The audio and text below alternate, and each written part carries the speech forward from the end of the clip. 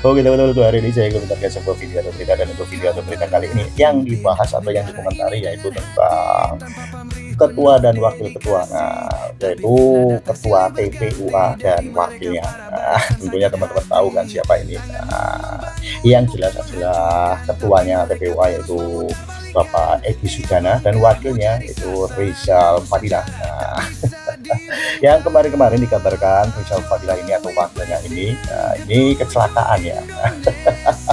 Dan juga mendatangi panggilan yaitu di Polda untuk pemeriksaan yang kedua. Dan untuk Egy Sujana ini, nah ini tidak bisa hadir dikarenakan ini lagi sakit atau lagi pengobatan ke luar negeri. Nah, ini sangat seru dan sangat menarik sekali. Nah, karena apa? Nah, ini di istilah-istilahkan waktunya panggilan, kenapa tidak datang?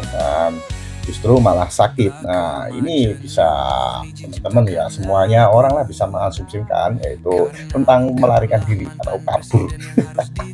Dan Egy Sujana ini, nah ini kabur ke luar negeri atau berobat ke luar negeri. Nah, tentang panggilannya itu ya tidak bisa datang. Oke teman-teman, supaya teman-teman tidak penasaran dengan videonya, mari kita langsung nonton videonya. Oke, kita langsung aja gas.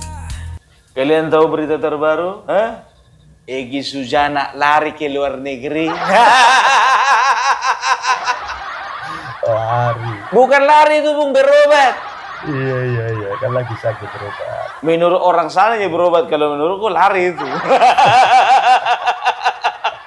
Pak Egy, ada rupanya uangmu ya? Banyak kali uangnya, Pak. Ada lah uangnya, Bung. Makanya dia itu berobat ke luar negeri. Kalau enggak, paling kencangnya itu nabrakkan diri ke sepeda motor. Kayak si Rizal Fadilah. Oh, berarti Rizal Fadilah itu gara-gara nggak ada uang makanya menabrakkan diri ke sepeda motor. Kalau ada uangnya itu ikut-ikut aja itu berobat ke luar negeri.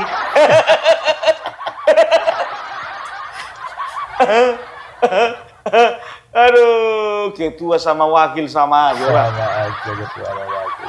Ya. Sekarang ketua TPUA Egy Sujana lari kabur ketika pemeriksaan. Wakil ketuanya juga kabur kemarin. Walaupun panggilan kedua harus datang dia, ya kan? Tapi intinya kan sama-sama takut. Iya. Aduh, sakit apa sih, Wak? Komplikasi ya? Komplikasi apa, Bung? Jantung, komplikasi panu. Jantung itu komplikasinya paru-paru, ginjal, bukan panu. Ya gak tahu lah aku itu, ya kan, itu pemikirannya itu. Aku pun juga gak tahu kabarnya bagaimana, ya kan? Iya. Aduh, ya luar biasa memang. Inilah generasi-generasi pemberani. Lawan katanya pengecut. Iyalah kalau di depan media massa kau itu ngomongnya, kita lawan. Kita harus seret. Apapun yang terjadi harus kita pencarakan. Ngomongmu itu, muncungmu itu nomor satu, ya kan? Biasalah, inilah yang dinamakan mulut serigala, mental kecoa. Pas sekali lah. Pas sekali, ya kan? Tapi sebetulnya bukan, Bung. Ini faktor umurnya, Bung. Kenapa rupanya? Trauma dia. Karena pernah itu dia masuk penjara, Bung. Iya, betul. Kan pernah diceritakan sama teman-temannya waktu di podcast, aku pernah masuk penjara loh. Ruangannya 1 kali 3 meter. Lu kira enak masuk penjara? Gue udah ngerasain, bro. Itu kalau udah malam tikus keluar semua itu. Ya kan? Siapa sih Suryo, diam aja dia, karena dia juga udah punya pengalaman, ya kan? Iya. Yang nggak membayangkan itu si Tiba sama si Rismon. Bingung dia tuh. Mak, jadi juga rumahnya dalam penjara ini ya, iya kan? Tapi cemana mau dibilang? Maju terus kan begitu. Kalian kiranya pemberani, kemarin berapa kali ini bikin statement, ya? Kemarin berapa kali ini bikin pernyataan, ya? Mengatakan bahwasanya begini, Loh, saya itu kan advokat. Advokat itu kan punya imunitas. Kenapa? Mana bisa advokat itu dipidana atau diperdata? Buktinya kemarin kau masuk juga ya penjara. Mana nih imunitasmu? Iya. Itu yang dinamakan dengan equal before the law. Semua sama di mata hukum. Kalau memang betul kau melakukan kejahatan, ya kan? Coba lihat dulu itu, siapa namanya? Marcella Santoso, ya. Kasus suap terhadap hakim kemarin itu mengenai kasus korupsi timah atau apa? CPO, ya, yang ditangkap dia sama pengacara satu lagi si botak-botak itu, siapa namanya? Si Ari Ginanjar. Bisanya ditangkap itu kalau memang memenuhi unsur ikut melakukan tindakan pidana.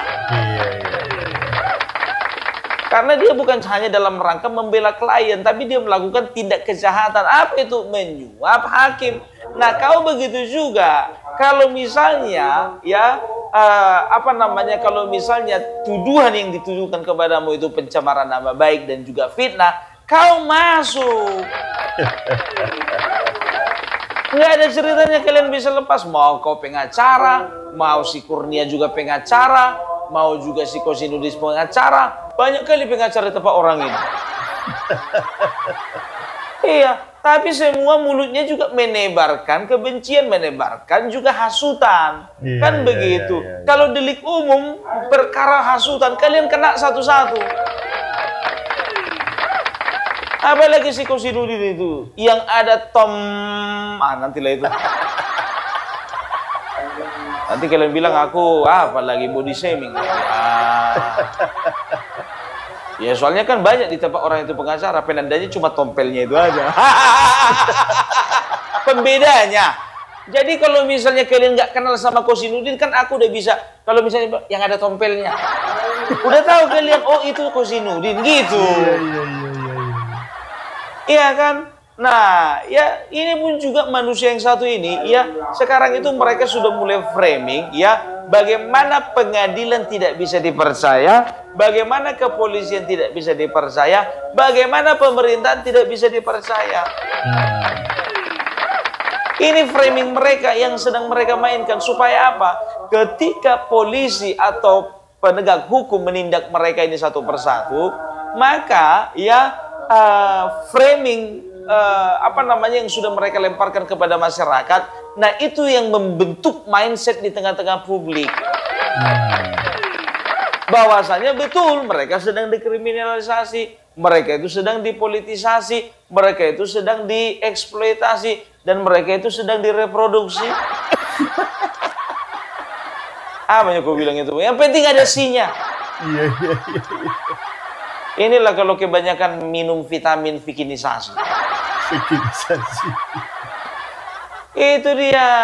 Ya coba bayangkan kalian berobat luar negeri, kemarin-kemarin di dalam negeri. Itu beberapa waktu yang lalu itu di rumah sakit Siloam. Sebentar dulu. Ini koreksi aku kalau salah ya, koreksi kalau salah ya. Nggak tahu aku betul atau tidak yang namanya Egy Sujana berobat ke rumah sakit Siloam. Ya, sementara orang ini ya seringkali mengeluarkan kata-kata rasis, seringkali mengeluarkan pernyataan-pernyataan rasis yang menganggap bahwasanya agama tertentu lebih tinggi derajatnya, bahkan lebih benar, dan selalu mengatakan mayoritas. Kan begitu. Ini udah stempelnya, ini memang betul ke arah situ. Tapi masa dia mau masuk ke rumah sakit Kristen? Rumah sakit Siloam itu kan rumah sakit Kristen itu. Ujung-ujungnya apa? Begitu udah nggak ada lagi harapan, pergi dia ke rumah sakit Kristen. Nggak boleh begitu. Makanya kita sesama umat beragama di tengah-tengah bangsa yang majemuk, ya beda agama, beda suku, beda golongan, beda tingkat pendidikan, beda tingkat perekonomian, ya kita itu sama di mata Tuhan. Dan oleh karena itu, karena Tuhan menganggap kita semua sama di matanya, harusnya kita juga beranggapan bahwasanya sesama kita itu harus bisa kita hormati, hargai. Itu loh, bicara kepercayaan, keyakinan, itu hubunganmu dengan Tuhan. Hubunganmu dengan Tuhan yang Maha Kuasa. Hubunganmu dengan Tuhan Yesus, hubunganmu dengan Allah Subhanahu wa taala. Iya kan? Iya. Tergantung ya, kalau kau baik, ya kan? Dan juga kau bisa menjaga keimananmu, maka kebahagiaan di bumi dan juga kebahagiaan di surga akan menjadi milikmu. Kan begitu? Kau lagi ceramah, Pung. Pung, nanti besok-besok Pung kau lah diundang ceramah ya, nggak usah lagi Gus Miftah ya. Iya. Soalnya kami dengar kemarin Ade Armando mengatakan kalau Gus Miftah diundang segini, 1,5 jamnya itu sekian juta. Ade Armando yang bilang, Mama Dede sekian juta. Kalau kau kira-kira berapa, Bung? Kalau misalnya bisa ya cuma uang makan sama ongkos saja. Kau lah diundang nanti ceramah, Bung. Karena aku kalau berbicara toleransi aku keras. Aku tidak akan pernah membiarkan intoleransi itu bisa hidup di tengah-tengah bangsa Indonesia. Karena apa? Aku sendiri pernah merasakan sikap intoleransi di dalam kehidupanku. Aku mau ngontrak rumah biar tahu kalian. Ditanya dulu, jenengan iki agamane opo? Ya aku agamanya ini, gue bilang begitu. Oh nggak bisa, di sini itu cuma agama ini. Sekali, ya kan? Beberapa tahun berikutnya, ya aku tanya lagi, kembali lagi, ya kan? Padahal bisa dikatakan, ya ini kayak apa namanya? Heterogen gitu masyarakatnya gitu. Pergi lagi aku tanya, ya kan? Gimana Bu? Minta tolong, aku mau ngontrak rumah di sini. Ditanya lagi, kamu ini agamanya apa? Saya agamanya ini Bu. Oh maaf ya, ini hanya untuk agama ini. Kemarin aku pernah, biar tahu kalian, beberapa waktu yang lalu aku mau beli tanah biar tahu kalian. Ku DP, ya kan, ku kasih panjar dulu, ya kan, ku kasih panjar dulu dengan sejumlah uang. Jadi ketika aku mau lunasi, tiba-tiba nggak tahu entah kenapa tergerak lagu kepengen ke RT dan RW-nya, ya kan? Hingga aku ke sana biar tahu kalian apa kata mereka. Maaf Bapak, maaf Ibu, bukannya kami melarang, tapi warga-warga di sini kayaknya kurang terima kalau ada agama tertentu masuk ke lingkungan sini. Oh, mantap kali kalian ya. Mau ku viralkan kalian ya. Pikirku begitu. Ya kan? Tapi kurekam itu. Dan rekamannya itu aku kasih kepada penjual tanah itu. Aku bilang, aku nggak jadi beli tanah di sini. Masih ada rekamannya sama aku biar tahu kalian. Nggak jadi aku beli tanah di sini. Kenapa Bang? Ternyata lingkungan kalian itu lingkungan rasis, aku bilang begitu. Aku paling nggak suka rasis, tapi kayak mana ini Bang, DP-nya ini Bang, nggak bisa lah kembali. Kata, aku nggak peduli DP-ku mau kembali atau tidak. Yang penting aku tidak suka yang namanya lingkungan itu sudah rasis. Biar tahu kalian sampai sekarang ya DP-nya itu ya, uang pancarnya itu sampai sekarang nggak ada kuambil. Sebetulnya aku sekarang lagi butuh uang, ya kan, tapi nggak ada kuambil. Gitu loh, ya karena lingkungan yang rasis tadi. Ya, jadi ini manusia Egy Sujana ini jujur saja gue bilang, nggak tahu entah kenapa benci kali sama agama tertentu, ya kan? Makanya masuklah di rumah sakit Siloam. Entah betul entah enggak ya, koreksi aku ya. Entah hoaxnya itu, koreksi aku kalau salah ya. Ya karena kemarin itu aku lihat juga di salah satu channel mengatakan bahwasanya dia itu dirawat di rumah sakit Siloam. Mau juga dia pakai rumah sakit Kristen. Saya tahu rumah sakit itu rumah sakit Kristen itu. Enggak aja. Makanya aku bilang, ya nggak boleh seperti itu. Ya Pak Egy ya. Jadi kita semuanya harus bergandengan tangan. Kembali kita ke masalah Egy Sujana. Iya kan, tiket pesawatmu merek apa? Naik pesawat apa kau?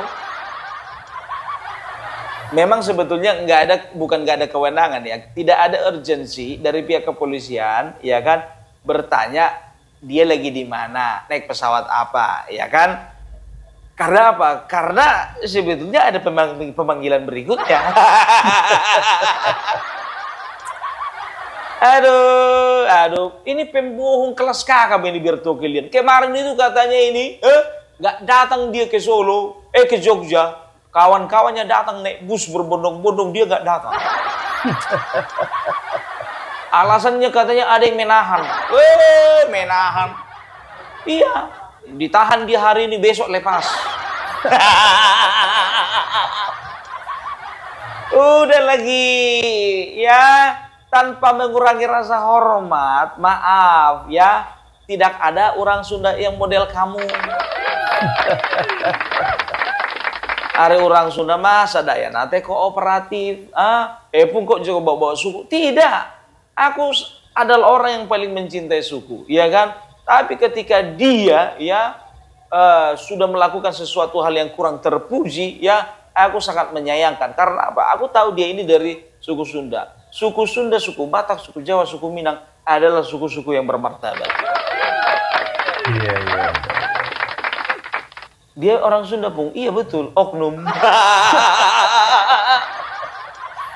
Iya, itu dia. Jangan bawa-bawa suku lah, Pung. Bukan jangan bawa-bawa suku, bukan ya. Justru aku ingin menunjukkan kepada kalian betapa luhurnya nilai-nilai yang dimiliki oleh setiap suku di bangsa ini. Nah, kalau orang sudah mengetahui nilai-nilai luhur yang dimiliki sukunya, dimiliki agamanya, dimiliki leluhurnya, dimiliki lingkungannya, dimiliki budayanya, tidak ada lagi orang-orang yang mau memancing kerusuhan seperti orang ini. Mantap kali kata-katamu, Bung. Bikin dulu puisinya, Bung. Kalian pancing-pancing aku mau bikin puisi. Kecuali kalau aku pakai kacamata Krisdayanti, ya lah baca puisi aku. Besar kali botolmu itu, Bung. Nggak ada gelas di rumah kami.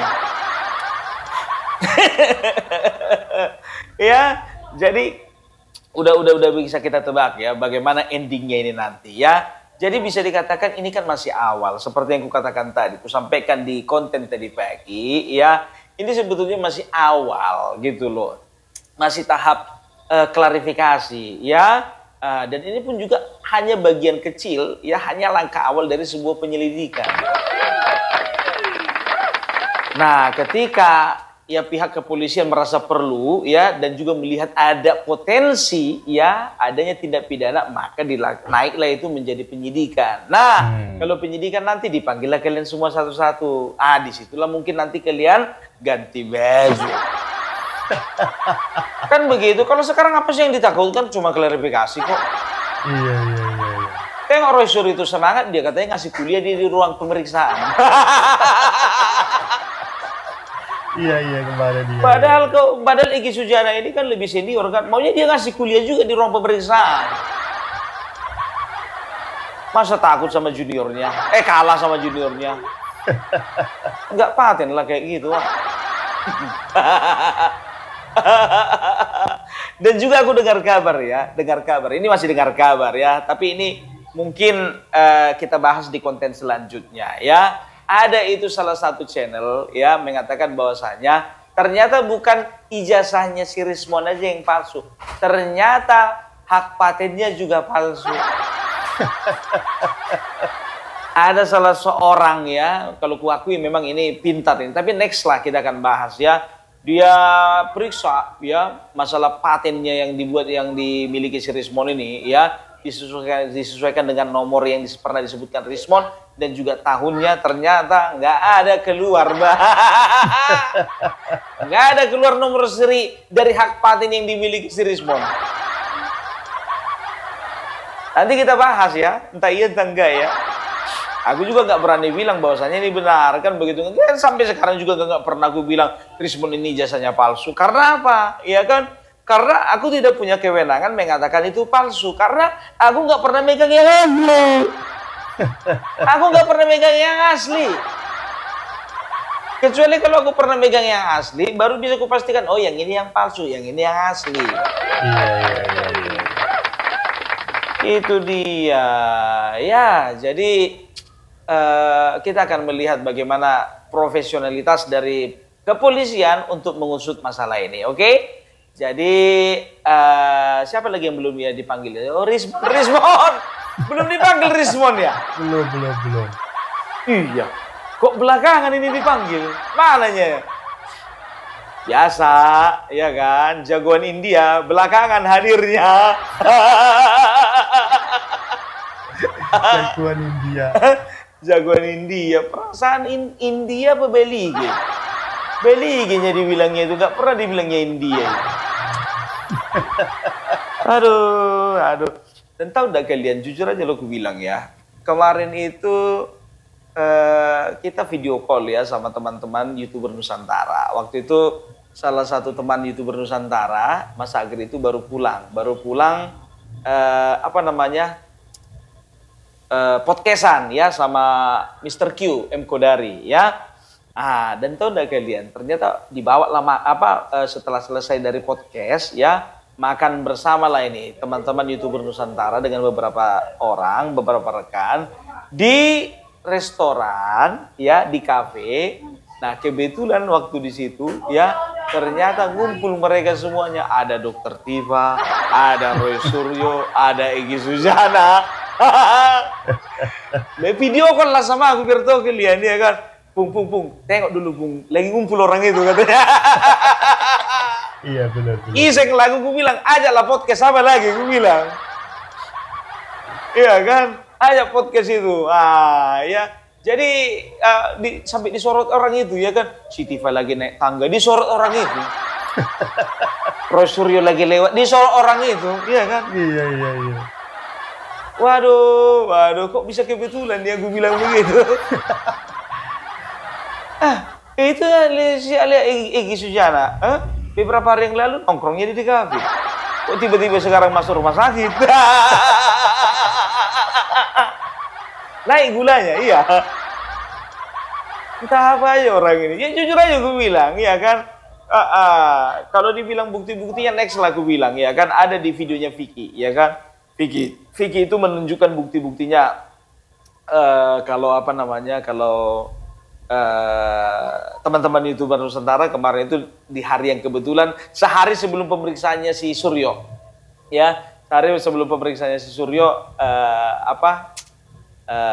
mereka ketemu nggak sengaja gitu. Dan satu lagi biar tahu kalian ya, Vicky Himpong ya kemarin itu si Roy Suryo ngamuk-ngamuk dia di salah satu wawancara ya. Apa itu? Siapa namanya itu? Konten kreator yang namanya Vi yang ujungnya Himpong. Sembarangan itu ngomong. Ela, pakai kacamata ini segala macam. Ternyata Roy Suryo ini sudah mulai panas dia dengan ulahnya YouTuber Nusantara.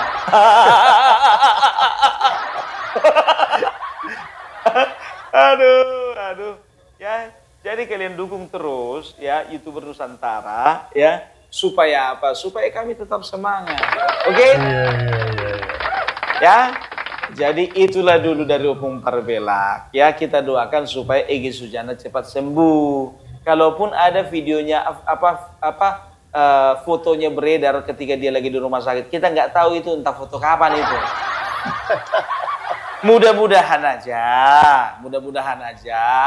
foto itu memang foto terbaru kan begitu. Kalau bisa surat keterangan sakitnya itu bikinlah sampai 12 tahun. Jangan cuma 2 hari 3 hari gitu loh. 12 tahun harus menginap di rumah sakit. Gitulah biar keren. Kau lagi mendoakan ya, Pung? Bukan mendoakan, ya kan?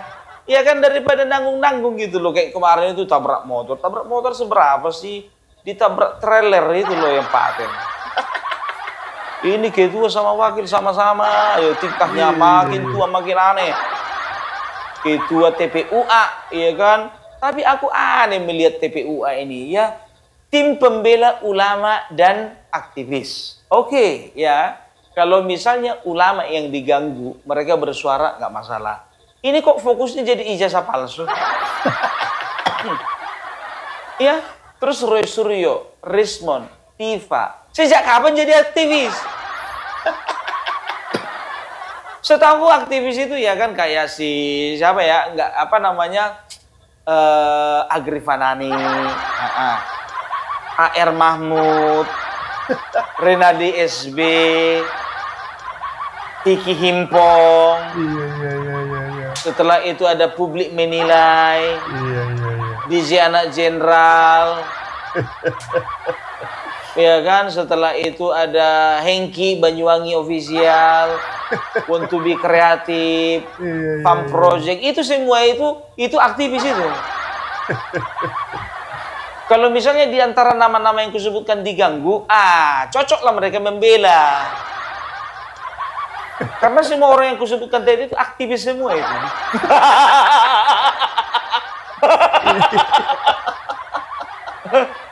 Bung, bagus-bagus kok, Bung. Kayaknya ku kenal nama-nama yang kau sebutkan tadi. Ya kenal lah, orang mereka udah terkenal tuh. Iya kan? Itu yang kau sebutkan tadi orang-orang terkenal itu semua. Kok nggak kau sebutkan ada namamu di situ, Bung? Ya, aku kan nggak orang terkenal, bukan aktivis aku. Aku konten kreator, manusia biasa.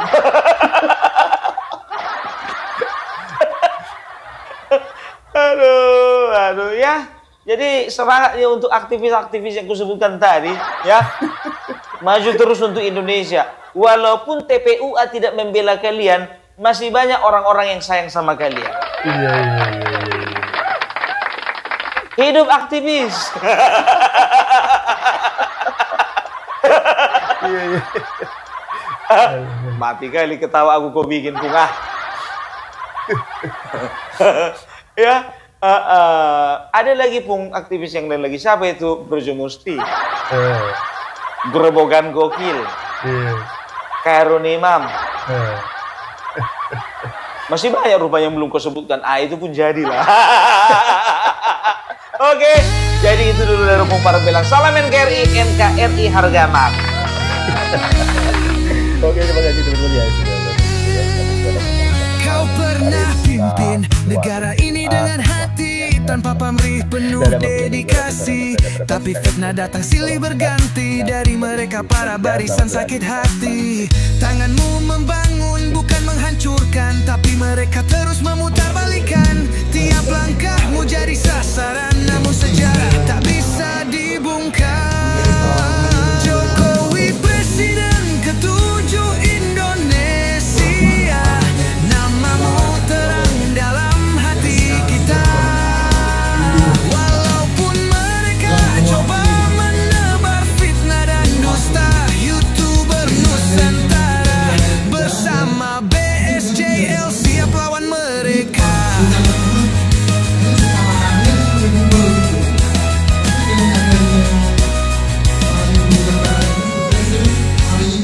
Kermajenan mohon izin ciptakan lagu, karena engkaulah mantan presiden yang harus ditiru. Dari timur sampai ke barat negeri, engkau buktikan kerja nyata dengan bukti. Mereka selalu menyebar hoax di dunia maya, fitnah keji mereka tak ada buktinya. Kami berdiri di sini jadi suara pembela, melawan fitnah demi fakta yang nyata. Jokowi presiden ketujuh Indonesia, namamu terang dalam hati kita. Walaupun mereka coba menebar fitnah dan dusta, YouTuber Nusantara bersama BSJL siap lawan mereka. Bukan soal politik, ini soal hati nurani. Bukan soal siapa, tapi bukti nyata di bumi. Kau kerja nyata, mereka hanya bicara basi. Kami di sini lawan hoax sampai mati.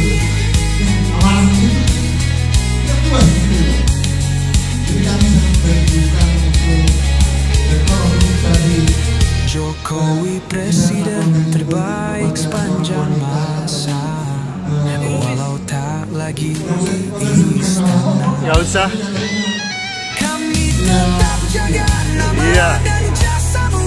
Inisial. Bersama BSJL bersatu melawan hoax, membela Indonesia selalu menuju Indonesia maju.